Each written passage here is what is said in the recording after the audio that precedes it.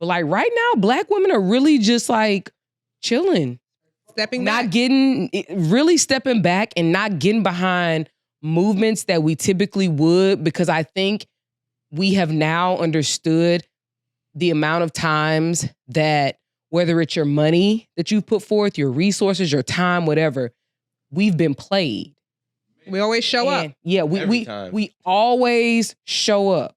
Always. For everybody. For other people, for other races, for Black men, for Black children, even matter of fact, for kids, period, for children, period. Like, we do stand up for other people.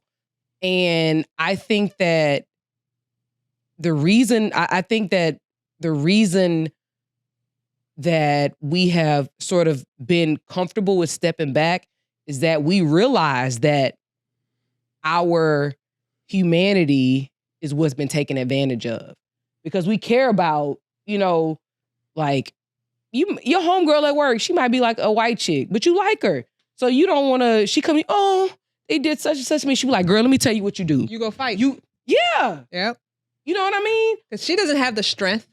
Or she don't even know the rules how to fight back. Yeah. You know what I mean? Other than crying. We break the rules. You ready to just go yeah. You show up. I'll be like, girl, let me tell you what you do. Yep. Write this letter, CYA. You know what I'm saying? Like, we'll do all of that. But it's like, it's because now we realize like they've been playing on our humanity. Like, everybody wonder, oh, where are the Black people? Why y'all not standing up?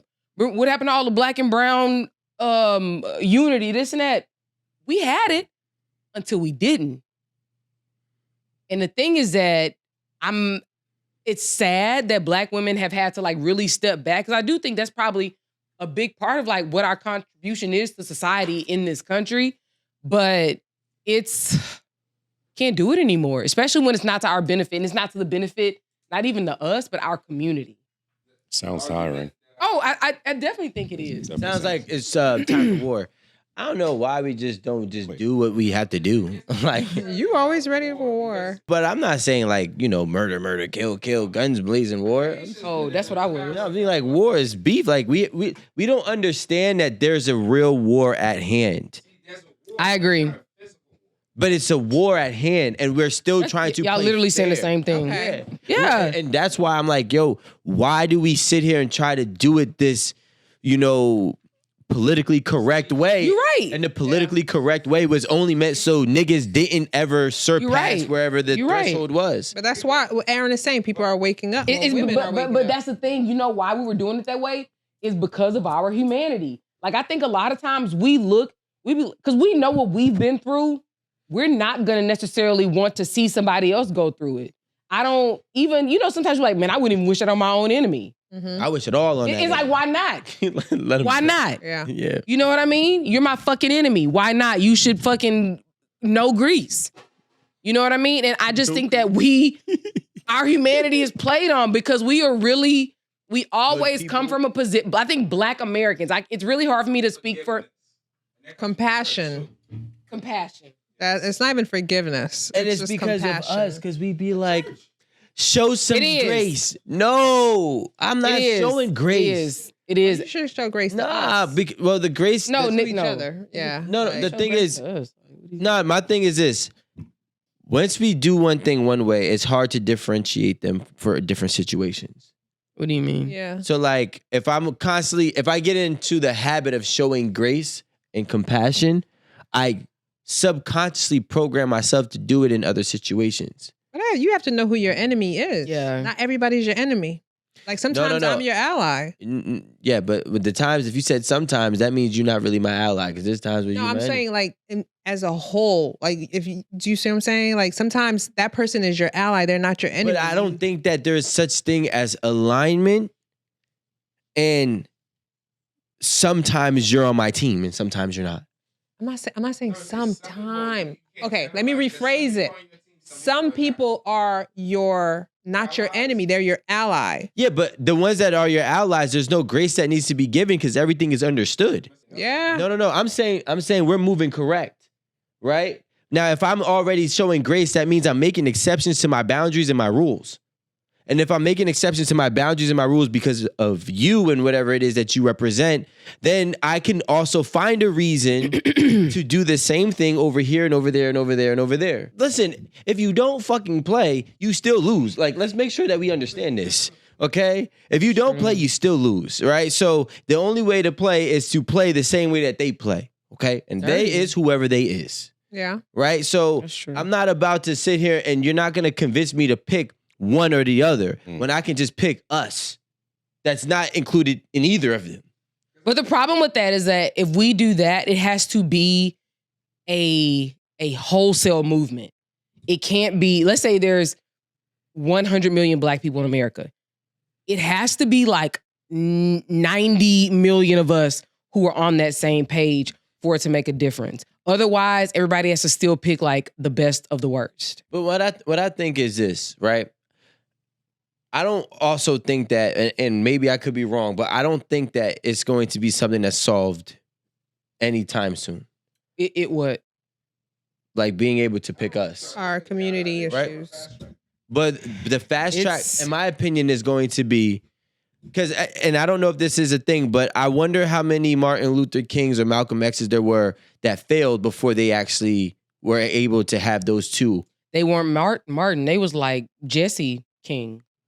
Or like DeMarcus King. But what I'm saying is you have to be somewhere, right? So even if you're not let's just say we're not even if you're not the one, you're the two. Yeah. Because like like Medgar Evers, Philip Randolph. There's a it's like a ripple. There's a whole slew. Yeah, there's a whole slew of people. The snowball effect. So like, we got it, but we have to start it off because I mean I'm not saying that there isn't any that exist right now, but we have definitely are. Yeah, but we have to so we collectively make the snowball a little bit bigger. Maybe it might not happen in 15, 30, 50, or 100 years, but maybe that, we've impacted the youth to want to get involved. And then by that time, there will be somebody who's the face who have got collectively enough of us to implement change. And that's typically who it is. Like when you think about it, like Fred Hampton was like, I think under 25. Mm-hmm. Like Huey Newton, I think he was maybe early 30s. But he's like a PhD. Like, it's always the youth. It's always. And I'm saying the youth because we're actually all far like beyond the ages of like the people that end up doing the work. Yeah. To make things happen. But we plant the seed. Yeah. Right? Yeah, you're part of the collective. Listen, if it was on the table then, not on the table now, that means it was never on the table. So I don't even think it's worth talking about. I think it's because what you got to decide if you want a revolution or if we want reparations.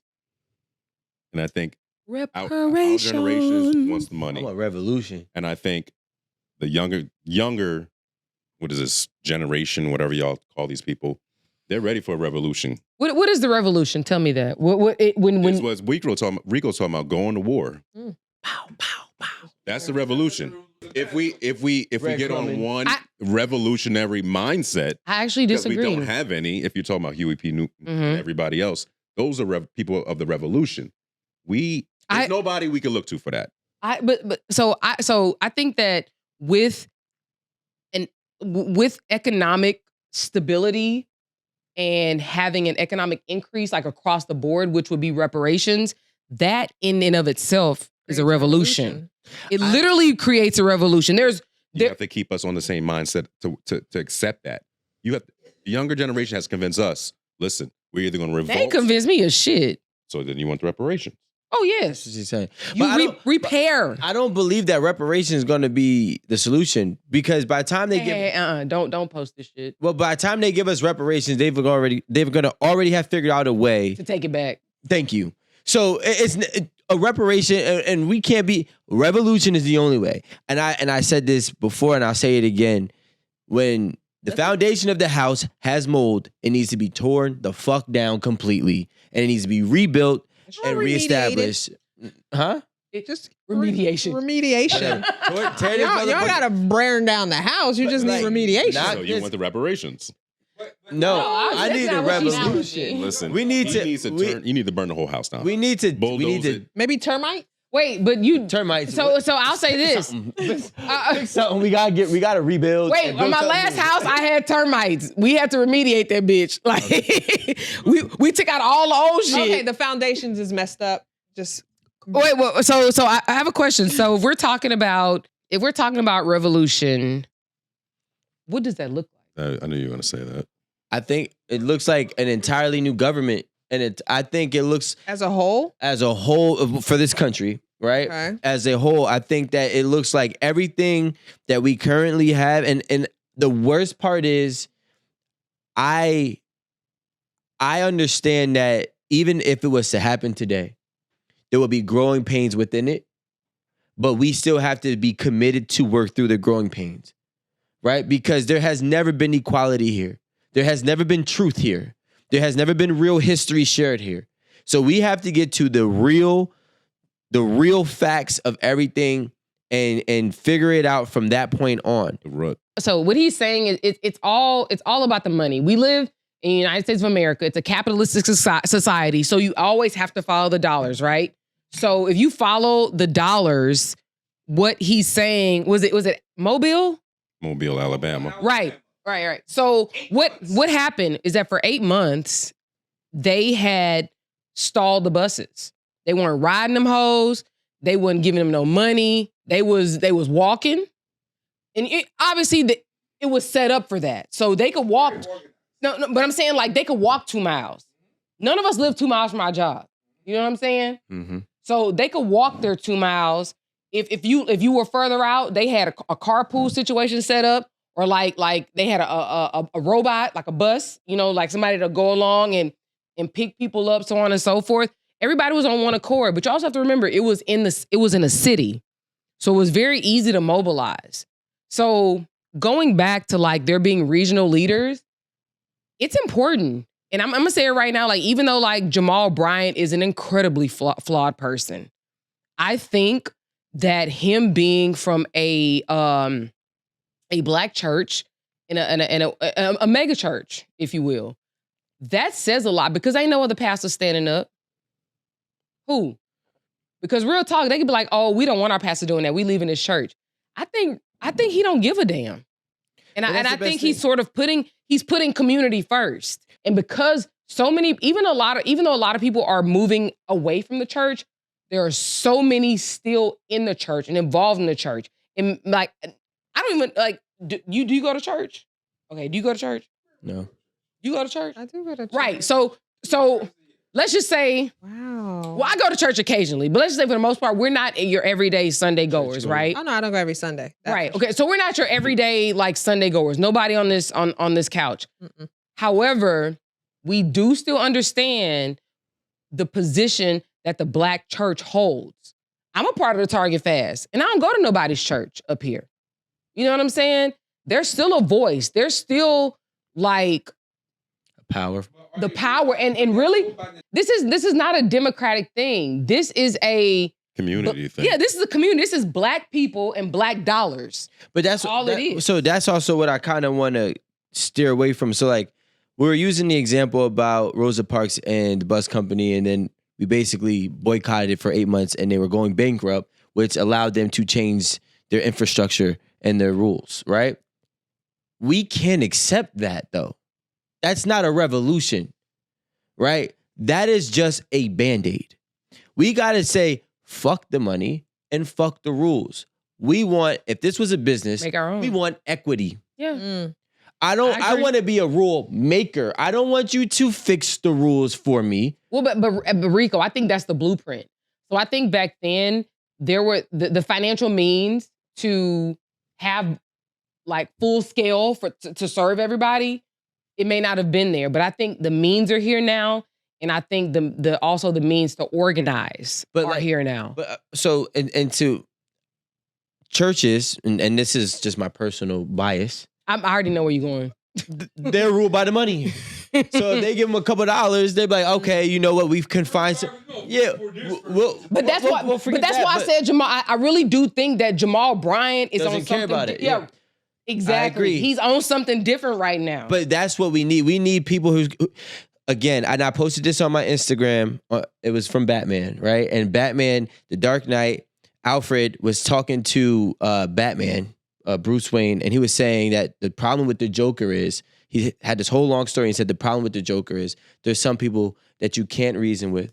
There's some people that you can't purchase. Fools. There's some people that there's nothing you can offer because they just want to see the world burn. Now that's not what we're looking for, but we can't be able to be bribed. Yeah. There cannot be a consensus here. There is no middle ground. The only thing that we can do is say, we want this, and this is equal equity, ability to make rules, laws, legislature,